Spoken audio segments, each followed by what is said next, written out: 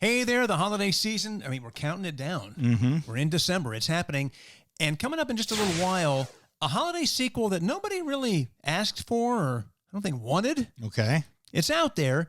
If you've seen it or if you're planning to watch it, you don't want to miss these callbacks from the original. Are you talking about the Ellis prequel to Die Hard, where it's his backstory? No. Oh. That is not what I'm talking about. Then I don't know. Yeah. Well, you'll find out in just a little bit.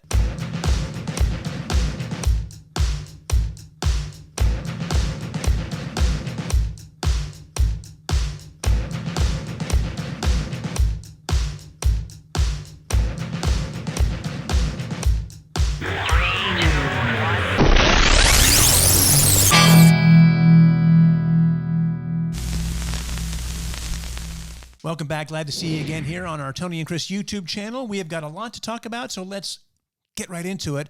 We start off. What was that? I don't know. I'm trying more hand motions. I'm trying more spastic hand motions. I want to see if that gets the viewer. Well, you know what? We've read a survey that pets watch video a lot more on YouTube and everything. So we do a lot of sudden movements. Yes. It gets the pet ratings go way up. Start dangling some little trouts on strings for cats and stuff. There you go. Love it. I think it'll be really something. No, we're going to start, and I promise this episode will not be as dark as the last one. Good Lord, yes. Our buddy Dan said, well, leave it to Tony and Chris. Great episode, guys. I'm depressed now. Didn't mean to do that. So this is a sad thing. A legendary singer has passed away. I'm sure you saw the news. Christine McVie from Fleetwood Mac, 79 years old. And Fleetwood Mac, if you're not that familiar, I've been listening to a lot of their stuff the past few months because Lily will come to me and go, Your daughter. Yes, my daughter, and teach me something about older music. And we go into these deep dives on artists, and we went through Fleetwood Mac, and they're so good. They're so talented, and it just crushed me that she went away. And if you get a chance, and we'll link it, Keith Urban did a tribute to her that was so perfect because he said she was the maternal one of the group. And when you listen to her music, it just comes across. Absolutely. So you can check that in the description. We've got that video down there. Full disclosure, as far as Fleetwood Mac goes, I don't really know anything about their catalog pre-Lindsey Buckingham and Stevie Nicks. Oh, I'm with you on that. I was never a fan of their thing. Now, that's not to say I won't be, because I'm going to go back and check it out, because I'm like Bob Welch, Sentimental Lady. Remember that song? He was a member of Fleetwood Mac. Dave Mason, we just disagree. He was a member of Fleetwood Mac, so I like the solo things after. I just never got into them. I'm a huge Lindsey Buckingham fan, and I know he's insane. The guy can't read music, and he has written some of the most incredible songs ever. And produced, basically, when they were all on drugs, he produced that entire album that had... Seven Wonders. Seven Wonders, yes. That's such a great story. If you've never seen that story, the entire band's basically staying in an RV outside the house, and he kept trying to get them to come in and do their parts, but everybody was so high they couldn't do it. So it's ultimately a Lindsey Buckingham solo project. He did most of the vocals and everything else. He would get, obviously Stevie and Christine in to do their lead stuff, but he did almost everything else because nobody was even functioning. And yet somehow he gets kicked out of the band. Yep. Go figure. Same deal with us and Cody. Yes. Cody's high all the time. Oh, no, I think it's the other way around. Yeah, okay. He'll be here soon. Yes. So Christine McVie, who is just a legend and so wonderful and has written so many incredible songs, we felt we just wanted to quickly throw up our top 5 songs that she sang on, be it solo, Fleetwood Mac, whatever. And before the show, we were like, what's your 5? And then what's my 5? And we're like talking, and then it's like, they're the same 5. It was so close. There was like one difference. So we kind of combined, and see, it's a give and take. Secret to success. That's how we do it. And we're like Jimmy Jam and Terry Lewis. That's right. Only not rich and famous. Or successful. Okay, so here's our top 5 Christine McVie songs, and they're all great and certainly all arguable. Our number 5, and it's a great one, Don't Stop. All great. I mean, how can you argue that that's one of the greatest Fleetwood Mac songs of all time? Everywhere. Come on. That's in the car commercial now. Everybody, even the kids are singing it. Yeah, this is one from the Fleetwood Mac self-titled that I loved, Over My Head, which I think is just a great vocal from Christine. She's just got so much emotion in her voice. And then this is a solo hit that could easily have been a Fleetwood Mac song. And I don't know the story behind it. I feel like this is something that she either brought to the band and they said, maybe not for this. So she did it on her own. But Got a Hold on Me. If you've never heard Got a Hold on Me, it is so catchy, such a bright 80s song. And you'd be hard-pressed, I think, to find a better, more passionate, emotional vocal than our number 1, Songbird. Yeah, I just sent that to Rach the other day. She had never heard it and said, this makes me think of you just because, just our connection. And that song, Fleetwood Mac, who had all those hits, one of their tours, I think it was their last tour, she closed the show with their second encore with just her on a piano singing Songbird. Much like she recorded it just on an empty stage. And it's just such a good song. If you'd never heard it, my gosh. And then just a quick honorable mention, honorable death mention. Is that a thing? Because we didn't mention, I don't know how it slipped through our cracks, but just a heartfelt to her family and fans, Irene Cara. And you know, she was always fascinating to me because clearly a great singer, but she only had really hits with movie soundtracks. Like as a solo artist, just sending songs out, she never took off. I mean, if you mention her name and you even know who she is, you think Flashdance and Fame. Or Breakin'. Okay, well, Break dancing. Yeah, okay. From Breakin' to Electric Boogaloo, I believe. Fair. One of the great sequels Yes. of our time. Just a couple of great singers and legends we lost. And it's tough when you see there's so many great musicians out there. And if you're a fan of music as we are, you just kind of sit back and hope that the next one won't be your favorite. Yeah. Because they're all just... Yeah, and they're all that age now. It's like, oh. It's tough. Yeah. Unless you're a Harry Styles fan, and of course, then you're good. And I am finding myself very into his music. He is so good. And I love his attitude. I love the fact that he's just about fun. All right, so let's segue real quick to movies. And there are a ton of things to talk about. Holiday season always brings this out. This one, it's a story that's many years old. 1985. But the update is happening, and now there's some new information. And Chris, I know you're super into this. Cocaine Bear. I am in and all about this. Let me tell you why. Now, it's not just about the movie or about the cocaine. Well, cocaine. A lot of people love how it smells. So anything about that. Let me just tell you, this movie has got everything I want. Cocaine and a bear. Ray Liotta, cocaine, and bears. That's the three. That's how that. I guarantee you, that's how that was pitched. Someone said, "What's your movie idea about?" Cocaine, bears, and Ray Liotta. Deal. I'm in. It's a semi-true story. In Knoxville, Tennessee, years ago, something happened where cocaine fell out of the plane, or the plane crashed with cocaine, and it was one of those deals. And a bear got into the cocaine. That's kind of where the story ends. But they've taken it where the mob comes back to get their cocaine, and the bear is like on a binge killing people because it's high on cocaine. That's a much happier version than the real version. But I'll tell you, and again, I don't know why we keep talking about things that made me think of it, but if you watch Justified, there's a storyline. Yes. That's part of that storyline. I didn't even think of that, but you're right. There is an episode of that. And where a guy falls out of the sky, as does a bunch of cocaine. That is part of that story that they took, and now they've made this movie, and I'm very excited to see it. Cocaine Bear. I just love the fact there's people out there that have written heartwarming, I mean, just true stories of like overcoming adversity. Touching your heart. That are just amazing, that would win an Oscar every time. And there's some guy going, nah, we're not doing that. Cocaine Bear, I'm in. Green light. 50 million. Do it. Make it happen. And it's working because I've got to see this movie. Yes. So moving on to our next movie. Now, we told you about this a few weeks ago. Chris, you gave us the inside skinny. So excited. Everything you said is accurate according to the trailer. Yes. But the Indiana Jones trailer is out. The movie has a title. Chris is like a little kid. Indiana Jones and the Dial of Destiny. I'm not sure how I feel about the movie being based around a bar of soap, but I don't think that's correct. That's not the dial? It's not that dial. Oh, well, Different then I'm dial. out. I don't know. love the title as it is, but the trailer, 2.5 minutes of a trailer, I would watch that 10 times before I would watch Crystal Skull again once. I watched that trailer probably 10 to 20 times and was almost moved to tears just because this is John Williams, who did the music for Indiana Jones, Star Wars, Harry Potter, Jaws. Yeah. You name the movie, he did it. E.T., all of that. I'm just listening to the music going, this is his last movie. He's 90. And then just the way they addressed it in the trailer. And if you need to see the trailer, we'll link it at the bottom of this. Definitely. But, I just can't wait. This is one of those things. I'm curious. I know we're excited about it because this is a character that we grew up on. This first movie came out in 81 or 80, whatever. And I'll tell you how much we've grown up on it. I text my dad the trailer and just said, Dad, please let's go see this movie together. And he said, absolutely. How old's your dad now? I don't know.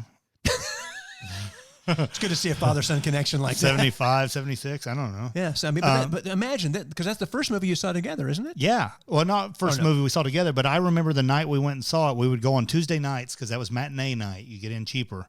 And I remember us not knowing anything about the movie except Han Solo was in it. And we went and saw it and loved it. And we saw every Indiana Jones movies from that point on together. And so knowing that in June, Dad and I are going to get to go see a movie again. It's just exciting for me. It's why art is so important. And I'm not going to get on a soapbox here, but schools, the first thing they want to cut back on is the arts, music and theater and things like that. I was a theater kid. I was a theater major in college. I think it's important. I think art brings us together like no other thing in the world. Everything else separates us, but art can bring us together. I agree with that. To sit in a movie theater and watch something together with 250 or 300 strangers, and at the end it's so good you clap. What else can bring that? Music and movies. Escape the world. I mean, there's so many horrible things going on in the world and so many stresses and stuff. When you can just zone out and zoom into a movie and just, I can't. It's such a beautiful thing. And I'm very excited to see, like the next shit, my kids who are in their 20s and now, early 30s, what will be the movie that for them is the one that down the road, if somebody comes back and does a, callback or whatever, that they'll go, oh, well, we got to go see this. You'd have to wonder what characters are making that impact today. Oh, I think you know who we're talking about here. Steve Guttenberg and Police Academy. No, that's not at all what I'm talking about. That's not it? Oh, Great movie. In fact, I might go home and watch that when we're done with this. Anyway, excited to see Indiana Jones and the Dial of Destiny. Don't love the title, but the trailer definitely has me leaning towards this could be the right. It's got to be good. Harrison Ford can't go out on a bad one. And he said that this one had a great heart to it. And they also, in the trailer, just to me, in my opinion of being an expert. In his expert opinion. Yes. Thank you. They're addressing his age in the Kingdom of the Skull or whatever that horrible movie was. Kingdom of the Crystal Turd. Yes, it was awful. They acted like, okay, yeah, Indy, you're in your 60s now, but we're never going to acknowledge that, really. We might make one or two jokes about being old, and then it's just an action movie. Yeah. And it was really far out and just crazy, and it just wasn't good. This one, even in the trailer, he's addressing times have changed. And like he even says those days are long gone. And then when he grabs his whip and his hat, it's just, We're excited. Let's hope it's good. Moving on to, we're already clearly very into that, but what are some other things we're into right now? There's a lot of good stuff out there. Katie and I just finished the last season of Dead to Me. What is that? It's a TV show I watched. I kind of got drug into it. She wanted to watch it. It's on Netflix. It's an original. Christina Applegate, and I believe it's Linda Cardinelli. I loved her in Wonder Woman. And it's Linda Carter. Oh. And then there's a ton of other people you recognize, but they're the main stars. I really don't want to talk too much about the plot because it is so twisty and turny, and there's so many things you want to discover. I don't want to give anything away, but they're the stars, and through a series of weird events, they start out as enemies, they become best friends, and it's just been a really fun 3 seasons to watch. And this last season, in our opinion, and this is, I won't call it fluff. It goes beyond fluff because it does have emotion and meaning, and there's a lot, Katie and I both teared up many times, but it's more of a, I don't know. I keep comparing it for some reason to Desperate Housewives, but that's a show I never watched, but I just feel that vibe coming from it. I don't know why. And I could be completely off here, but it's absolutely worth your time. It's lighthearted, at the same time mysterious. There's things you want to know what goes on. And I'm a dude, and I still thought the friendship and the relationship between Christina Applegate and Linda Cardinelli's characters is so wonderful and beautiful and strong. Okay. And I think it's 100% worth your time. You should watch it. If you haven't already, Dead to Me, go back and check it out. Okay. I think Rachel will love it. Oh, okay. Well, then I'll look like a stud when I recommend it then. Like, oh, this is... Well, no, I'm going to call her and make sure I get the credit. Oh, well, never mind then. I think you know. She already does that. That annoys me so much. Like, I'll say like, oh, this is a movie I think you would like. Has Tony seen it? What does he think? And I'll be like, what? I don't always do that, though. I feel like you guys... nailed one movie, though, that she loved. Oh, good. And I'm like, since then... The bane of your existence. Exactly. As it has always been. I didn't want to like this guy. I didn't like the flat-brimmed hat thing and it just came off to me as, But Parker McCollum, if you're a country music person, you already know his name. He's had a couple of big number ones. Pretty Heart was a great one. Donna Hughes, who's a dear friend of ours that works at his label, loves him and just raves about how great he is. I have really, really enjoyed his music, and he's got a new single out called Stoned. Listened to it actually earlier today on Apple Music, and man, I like this guy a lot. Okay. So if you're in the country music world and you want to check out something new, kind of into that. We're into Christmas music right now. It's on all the time, and that's how it will be for us in December. Okay. I know you'd probably be miserable at our house. No, I'm getting it here. Oh, good. Well, Rachel and Lily sing all the time anyway. Sure. Whenever they're walking around the house, they're singing, but now it's all into that. and like I'll come in and Lily will be doing her schoolwork, and she'll have pulled up on Spotify or whatever music Christmas songs, and it's like, okay. Yep. I feel like I'm in the mall at all times. It's funny, we have our records that we listen to, and then I think on our TV it's Pandora most of the time, but we have like a couple of different Christmas stations. But I picked up a magazine the other day about the history of the Eagles, the band. Mm-hmm. And for some reason, when I read, I can't have music that has lyrics because I get caught up in the lyrics and then I can't concentrate on what I'm reading. Yeah. So I have to have instrumental. So I just pulled up I don't read an instrumental Christmas station. So I've added that to the list, and it's great. So we're just yes, up to here in Christmas at our house. You're into something that we are always into at our house. Comedian specials. When I jump on the treadmill, like we encourage you to watch this show or listen to it on your way to work or whatever. If you work out and you jump on the treadmill, throw us up. Yeah. Give us a view. Throw us up. Yes. Well, listen to us, then throw up. The image of vomit definitely does come to mind. No, but you know what I mean. Yeah. And I'm just telling you, I've been watching these comedians, and they're so brilliant, and the work that goes into them. And we've got some comedians going to be on the show here very soon. Yeah. It's amazing to me the amount of people, and I call these people idiots, that think comedian just gets up there. And I mean, you've got one or two Robin Williams in the world that can jump up and just riff and be hilarious. Most of these have spent years honing even the inflection of a word and everything. It's just amazing to watch. Yeah, and the time it takes to put together a set, it's remarkable. Katie and I love them. We watch a bunch, and some of them, it's hit and miss. There's some that we're like, didn't love that, but we have discovered so many incredible talents, and I love how many shows we go to see because we're all about going to comedy shows, and definitely some great ones out there. A great place to discover those, if you have Netflix, and I think who doesn't, is the stand-ups. I think there's 2 or 3 seasons, and each of these people, and as you watch the seasons, they're newer or undiscovered at that time, and you get like a 30-minute set from all of them. But that's where we discovered Nate Bargatze. That's where we discovered Kyle Kinane and some other ones. And there's definitely some great people on there, and it's just a fun way to spend an evening. I don't understand, like Cody, our producer. If you don't know him, you haven't seen him, he's a thing. But he's a thing. He's my son's age. He's in his 20s, and he's like, I asked him, hey, have you seen? He goes, we don't really watch comedy, but you like to laugh, right? And he said, yeah. So how could you not want to watch somebody who's an expert at making you laugh? Why wouldn't you want to watch that?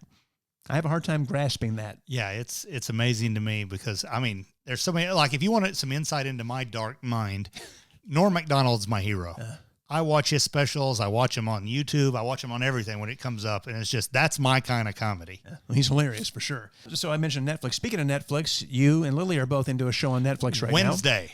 That's the Addams Family thing, right? Yes. And, they named it after the daughter from the Addams Family. They could have really went with any name of the week or any day of the week. But they went with Wednesday, and it just so happens that's her name. Yeah, so they've made it a show. How fortuitous. But they've updated it. First of all, it's broke records. It broke Stranger Things records, like over 300 million views in a week. And it's clever. It's a good little murder mystery you have to watch. We're only 3 or 4 episodes in, and we're like, okay. Lily loves it. I love it. Rach loves it. But here's the problem with this show. It's getting such huge ratings. There's already talk now of what other things in the catalog can we do side shows on? So now there's talk of, I can't think of his name. My name is Montoya. Was it? Oh, yeah. You Killed My Father, Prepare to Die. Doing a prequel series of his life before, like when his dad gets killed and then all the way up to the beginning of Princess Bride. Hollywood, please don't do that. Please stop doing that. So they're going to do that. So like we'll get the Dukes of Hazzard prequel of Coy and Vance. Where they were before they... Yes. What was Uncle Jesse's situation? Yeah, you know what? Seriously, I'm sorry to sidetrack here. That's a big issue for me. And I know there's a lot of kids watching this right now going, I don't know what Dukes of Hazzard is. Even the movie is 30 years old. Yeah, the movie sucked. But let me just tell you, the show, Uncle Jesse, as far as we know, not married, no kids. Bo and Luke, not brothers, cousins, moved to the farm with single Uncle Jesse. Daisy, a cousin, not a brother or not a sister of either Bo or Luke, moves to the farm. Coy and Vance come in when Bo and Luke leave. Cousins, not brothers. There's like 7 different people involved in this situation, all to live with single Uncle Jesse. Just a lot of questions. I don't know that I've heard you this passionate about anything ever. Well, Huey Hogg, that's another one that'll get me going, but we won't get into that this time. Wow. I guess we have to do a Dukes of Hazzard Uncle Jesse deep dive like we did with Nick Cannon's Oh, kids. that's my issue. I think there's been some deep dives. Wow. If you didn't, another thing we're into, we're just now getting to the point where we're going to start creating more shorts. And if you haven't seen, Chris had a great short that went up a few days ago about a hack that you found and that you stole off the internet. Yes, I stole it. And that's going to be my new thing. I'm going to post stolen hacks. Well, every hack that's out there has already been stolen anyway. That's the reason why I crack up when I see these people do post shorts and they do a joke or like, they're like, oh, nobody knew. And it's like, I've seen this 15 times by other people. You're just stealing it. It's not you being clever. So I'm just being honest. Hey, I stole this. What do you think? And it works. I'm telling you, the hack worked. I did not believe it. If you've got some silverware that's not as shiny as it could be, you want to go check out that short and Chris will fix it for you. It's less than a minute. So the sequel that nobody asked for, the sequel that really not that many people wanted, and I think even fans of the original, when they heard about this, only just went, Passion of the Christ? No. Oh, that's not This it. time it's personal. Yeah. Jesus' Revenge. Electric Boogaloo. Wow. Jesus 2, Electric Boogaloo. I think we got something. He didn't just walk across the water. He danced across it. He broke dance across it. Exactly. He spun it. Okay. Are we protected from lightning in this studio? Never. Don't know. A Christmas Story Christmas. Is that what it's called? Christmas Story Christmas. A Christmas Story is a legendary Christmas movie. People either love it or hate it. They either think it's incredibly great and wonderful and heartwarming, or they think it's super boring. Those are the two I thought camps. it was super boring. Okay. I really actually find myself in the middle. I like the movie, and watching it once during the holidays is cool with me. But my wife, Katie, is obsessed. She loves this movie. Really? Her thing every year, it's the same every year.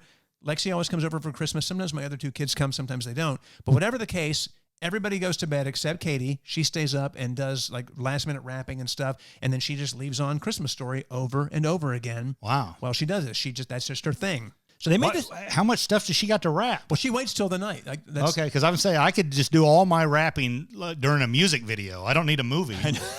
No, she waits till the last minute. That's her thing, though. That's what she does. Okay. So they made the sequel, A Christmas Story Christmas, came out actually a while ago. We're just talking about it now because we're getting into that season.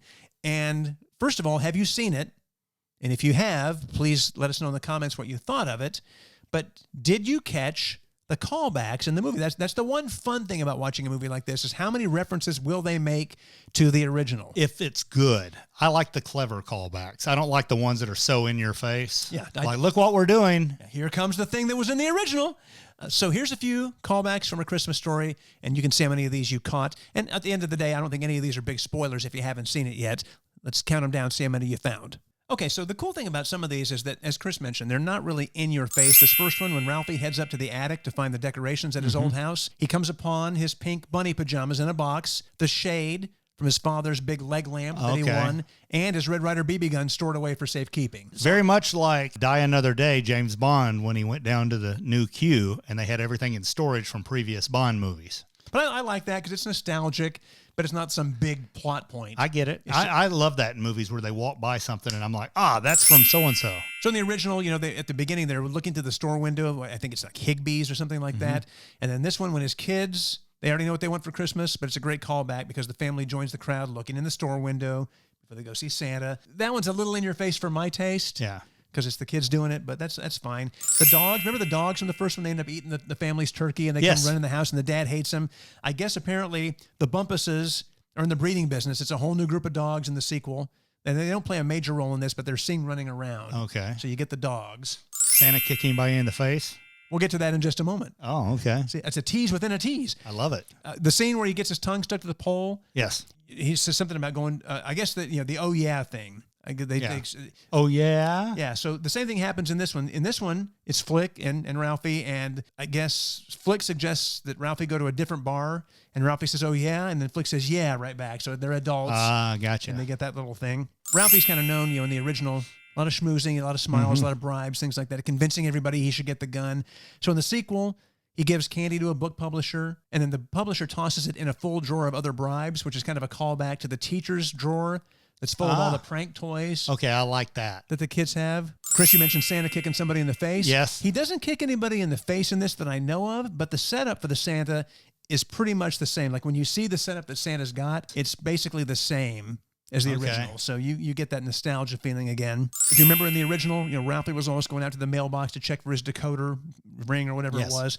In this one, it's not that he's awaiting mail, but he does take the newspaper out of the mailbox on Christmas Day. And so it's that same kind of shot where he's at the mailbox and he pulls the paper out. So again, it's those little things that make you go, oh, that's like so-and-so. So I guess I like that they do that. It's kind of a mixed bag. I don't think I will see this movie unless Katie makes me watch it. And if you don't watch it, but you want to see Ralphie grown up, he's in 2 Christmas classics you probably will see. Elf and Four Christmases. He and John Favreau are buddies. Okay. So they end up in these movies together. So we want to quickly move to, before we get to our last list, to something that is incredibly important to us. This is the time of year that in the past 5 years, we have done this on the radio. We don't have that opportunity this go around, but our heart still belongs to St. Jude Children's Research Hospital. It's an amazing hospital. Randy Owen, who has been so important to not just as a friend, but to our career, he kind of helped launch us years ago and got us involved with St. Jude really early because he created Country Cares for St. Jude. Yeah, he and Danny Thomas worked together to make this happen. And the station we started working for in 1993 was one of the first, if not the first in the country to do a radiothon for St. Jude. If you Google, there's a picture that comes up with Danny Thomas with a child that was at St. Jude that had a KSON hat on. So it's that time of year that the radiothon for St. Jude, it happens across the country on hundreds of radio stations, really in the same weekend, which I believe is this next coming weekend. Wherever you live, if you have a radio station in your city that does the radiothon, by all means, call into them when they do their radiothon and make a donation if you can. Yes, please. If you don't know anything about St. Jude, real quick, it is a research hospital in Memphis, Tennessee, of all places, that an actor that many of you won't know or remember, Danny Thomas, started based on a promise he made to St. Jude. And the story is incredible. His family had nothing. He had nothing. And his wife was in the hospital ready to give birth to Marlo Thomas, that girl. Yes. And he couldn't pay to get them out of the hospital. He couldn't pay for the services they were going to get. So he went to church. This story will give you chills. And I don't tell it nearly as good as Marlo or the others, but he went to church late one night as his wife was giving birth to Marlo, or maybe right after, and prayed to St. Jude, the patron saint of lost causes and policemen, said, please give me a sign that I'm on the right path. I want to be an entertainer. I want to do these things. If you'll show me that I'm on the right path, I will give you a huge something back in return. I will do for you whatever you want. I will help people. And he had basically like $10 left in his pocket. He gave 5 of them to the church, made his prayer. And I think the next day or a couple of days later, he was offered the role on television. Yeah, Make Room for Daddy, a TV show. Yeah, he had done some radio and commercials and stuff. But anyway, and his career took off. And he made good on his promise to build this hospital to cure childhood cancer. And nobody is charged personally when they bring their child there. They feel like you should be focused on your child. If your child has to come to that hospital, then they're not worried about money. It's incredible. So anybody who is treated at the hospital does not pay a bill. They get everything they need. The research St. Jude does, they share freely with hospitals around the world. And because of that, the cure rates for many different kinds of cancers and leukemias have gone from 20% in the late 60s to 80 and 90% today. And I always say this because, you don't want to be that person that goes, I'm not really worried about it. And then have a child, a grandchild, a friend of the family get cancer and go, oh, I wish they were farther along on the research. They need your money. Yeah, they could use your help. It's really easy to do. I think it's like $20 a month or so to become a partner in hope. We're going to link the St. Jude site in our description. If you can, by all means, hit that link and go donate directly to the hospital. Or Please. Again, if in your city, one of your radio stations does it. Rock stations do it now as well as country stations. If you hear that phone number and go, oh, St. Jude, Tony and Chris were talking about that, we hope you'll take a moment and donate because it's hugely important to us. Okay, let's get to the final seconds here. The last list. The thing you're seeing all over social media, probably your friends, family, is their Spotify Wrapped. And then new this year, Apple finally caught up, Apple Music Replay, and it just tells you the stuff you listen to the most, your most listened to songs and artists and things like that. Watch our social media this week because I think I'm going to try to Photoshop a fake one where it's going to be like, Chris listened to 17 million streams of Captain and Tennille. It's just ridiculous. I'm already kind of tired of seeing them. And really, ultimately, when I see my own, I go, this can't be right. Surely that's not what so it really reminds you of some of the mistakes you made musically, maybe in the last year. And then on a serious note, Kanye, the man needs help.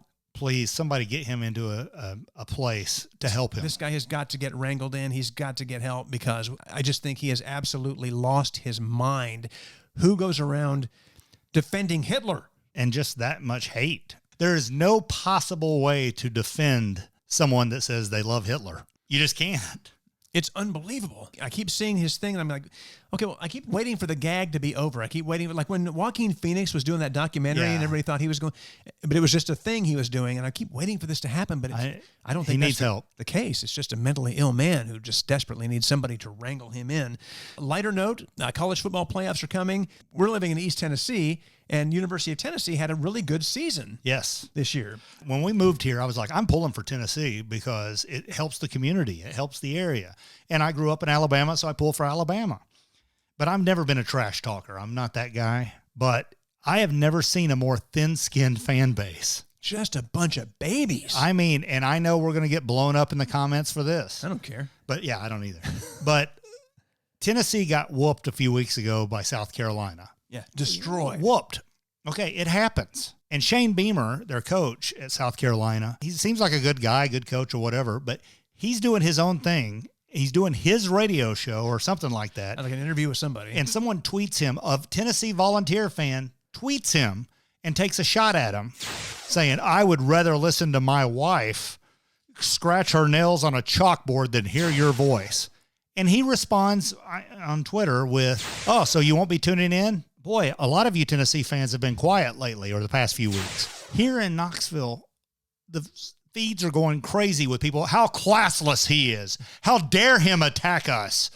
And I'm like, I've never seen a fan base so willing to attack other people. But if anybody remotely says anything back, they get their feelings hurt badly. It's the most unself-aware fan base of any sport I think I've ever seen. And I hate it because it's not everybody. And every fan base has a few idiots. Sure.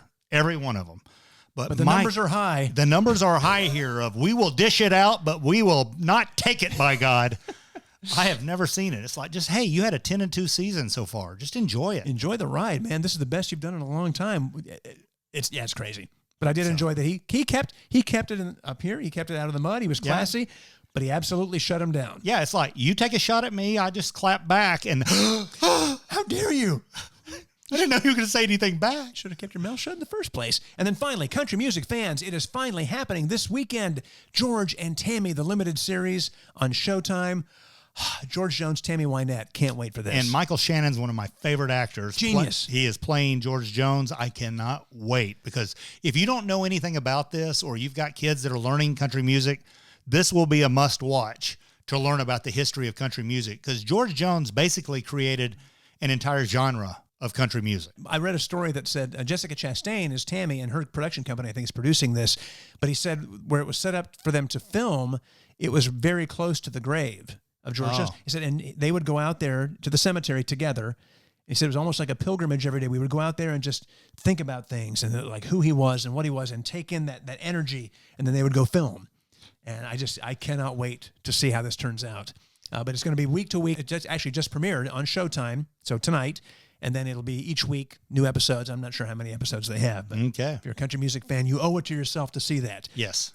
That is all. We are finished for today. Please like this video. Share it if you like it. Subscribe if you really like it. That's the key.